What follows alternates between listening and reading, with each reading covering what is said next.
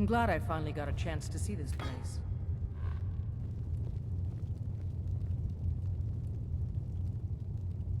Now that everyone is here, please take your seats so we can begin.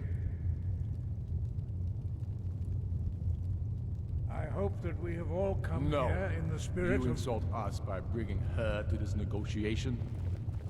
You're Chief Talos Hunter? That didn't take long. Here, here. I have every right to be at this negotiation. I need to ensure that nothing is agreed to here that violates the terms of the White Gold Concordat. She's part of the Imperial delegation. You can't dictate who I bring to this council. Please, if we have to negotiate the terms of the negotiation, we will never get anywhere. Perhaps this would be a good time to get the Dragonborn's input on this matter. By Izmir's beard. The nerve of those Imperial bastards, eh? To think that I would sit down at the same table with that. Thalmor bitch. Either she walks or I do.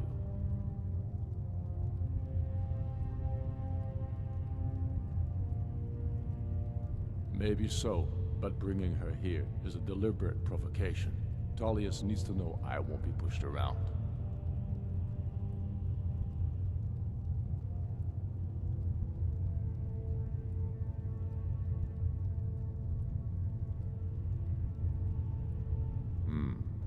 It feels like a mistake to me.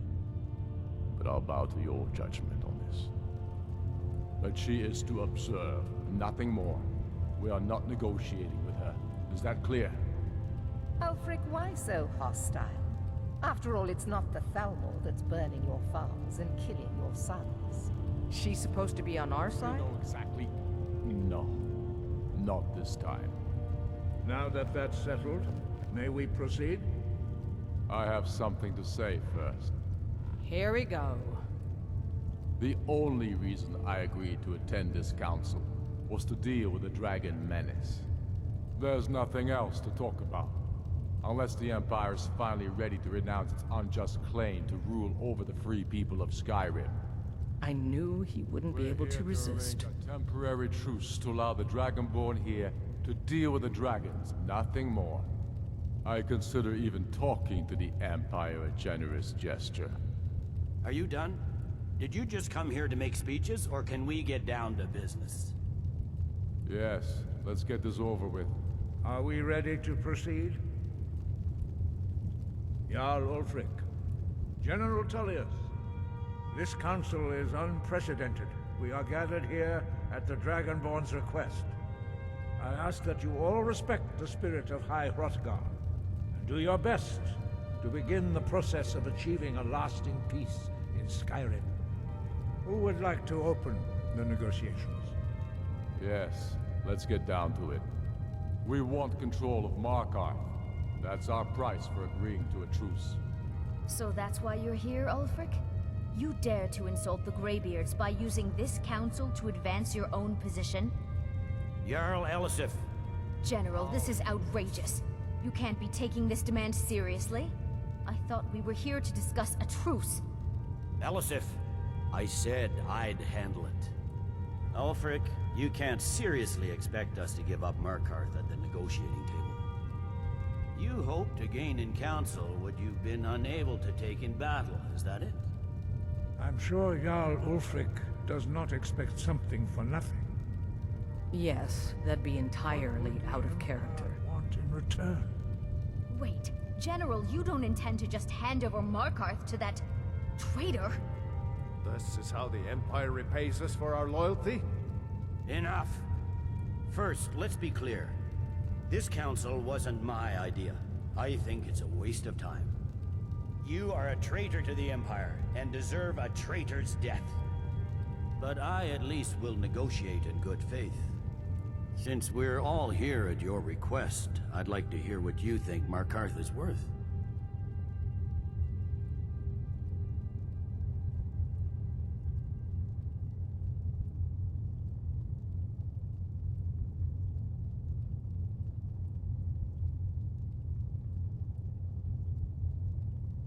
In exchange for Markarth, the source of most of Skyrim's silver. Hardly. Riften seems like a better choice to me. Well fortified, easily resupplied from across Lake Honrick, plus all the mead we can drink.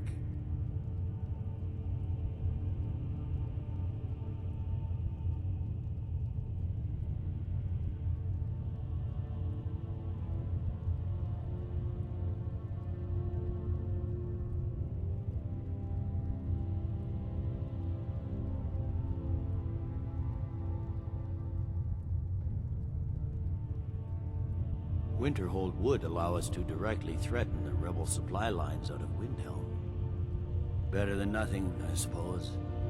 But Ulfric will need to offer a lot more if he wants me to give up Markarth without a fight. The Dragonborn has spoken, Tullius. Markarth will be ours. Now we'll see if there's anything behind your talk with good faith. I don't blame you, Dragonborn. You made the best of a bad situation. But I can see now that this is not a negotiation at all. I know you, Ulfric. If I hand over Markarth, you'll be ready with a new demand.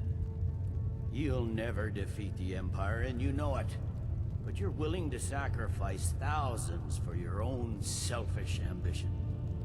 Soon enough, I'll have you back under the headsman's axe, and this time there won't be any dragon to save you. As always, the Empire's fine words are worth nothing. Stop! Are you so blind to our danger that you can't see past your petty disagreements?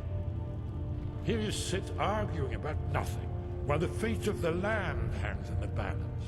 Is he with you, Delphine? If so, I advise you to tell him to watch his tongue. He is with me. And I advise you both to listen to what he has to say before you do anything rash. Don't you understand the danger? Don't you understand what the return of the dragons means?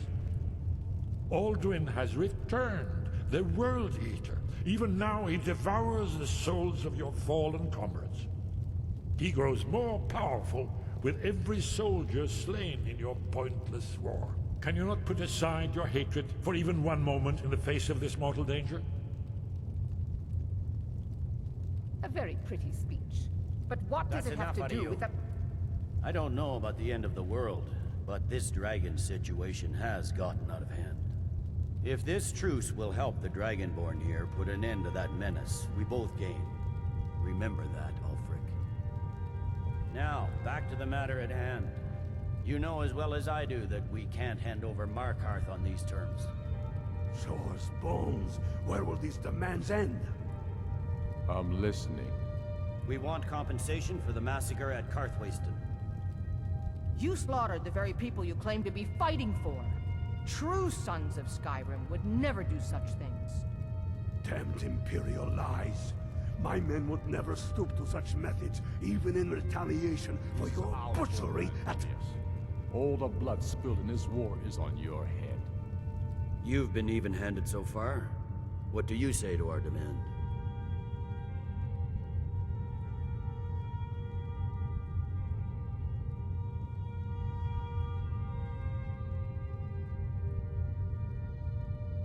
Well said.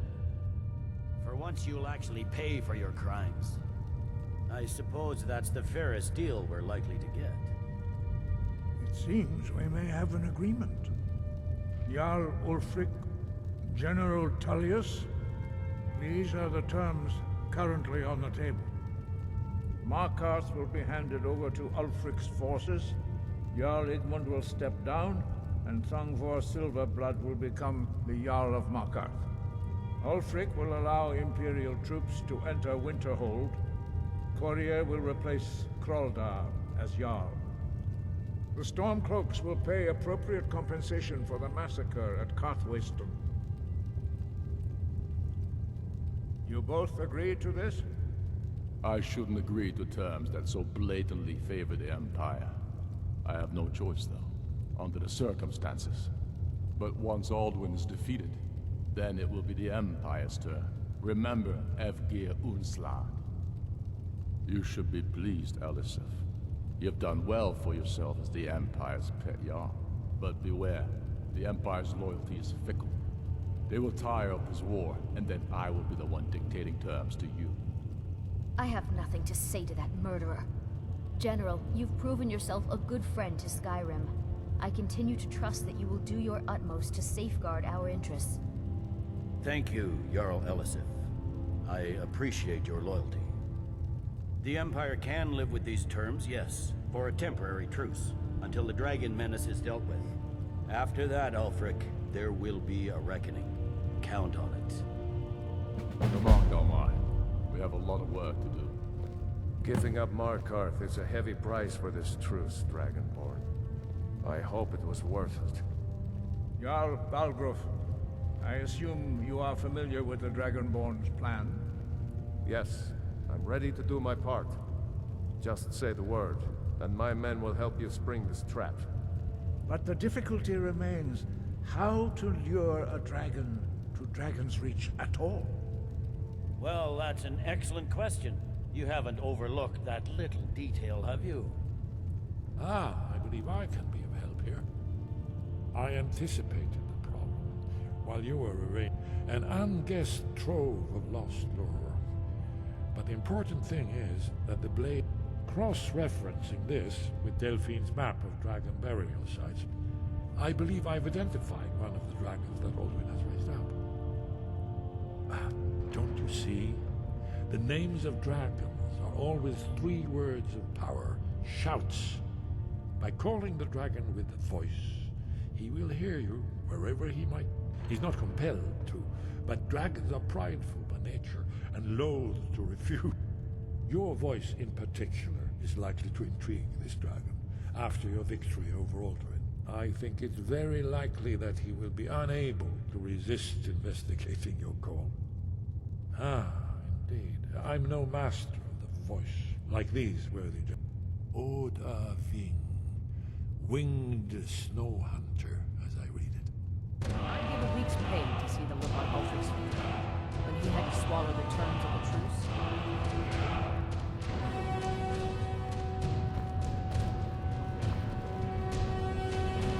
I'd give a week's pay to see the look on Ulfric's face again when he had to swallow the terms of the truce.